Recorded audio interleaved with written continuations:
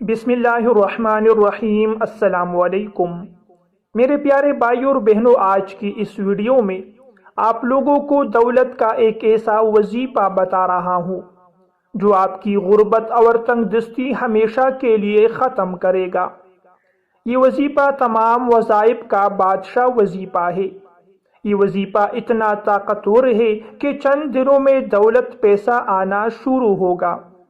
یہ وظیفہ ہمارے پیارے حبیب رسول کریم صلی اللہ علیہ وسلم نے خود ارشاد فرمایا، لہذا کسی شک کی گنجائش نہیں ہے، بس آپ نے پورے یقین سے یہ وظیفہ کرنا ہے۔ دولت پیسہ ذلیل ہو کر آپ کے قدموں میں آئے گا۔ معروف بزرگ اور محدث حضرت سفیان ثوری رحمۃ اللہ علیہ نے اپنے تجربات کی روشنی میں بہت ہی معقول بات کہی ہے۔ وہ فرماتے ہیں کہ اب سے پہلے دور نبوت اور خلافت میں مال و دولت ایک ناپسندیدہ چیز سمجھا جاتا تھا، لیکن ہمارے اس زمانے میں مال و دولت مومن کی ڈال ہے۔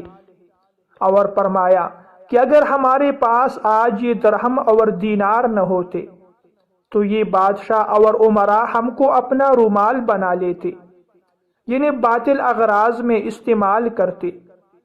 آج جس انسان کے پاس یہ درہم و دینار ہو تو انہیں اچھی حالت میں رکھے، کیونکہ یہ ایسا زمانہ ہے کہ اگر آدمی محتاج اور تنگ دست ہو جائے تو سب سے پہلے وہ اپنا دین بیچ دے گا۔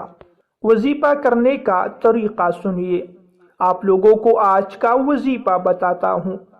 یہ وظیفہ آپ صلی اللہ علیہ وسلم نے ایک شخص کو ارشاد فرمایا جو رزق کی تنگی کی شکایت لے کر آیا۔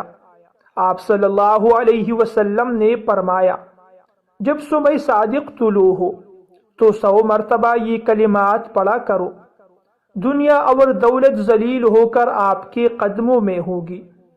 وہ کلمات یہ ہے، سبحان اللہ و بحمدہ سبحان اللہ العظیم استغفر اللہ۔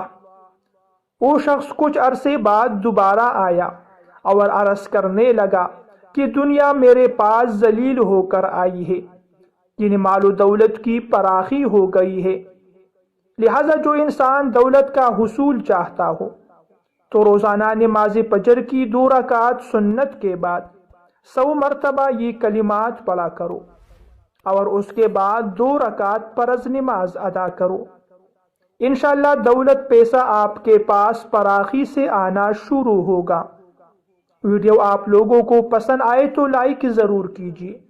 مزید ایسی ویڈیوز کے لیے میرے چینل کو بھی سبسکرائب کریے۔ اللہ نگہبان۔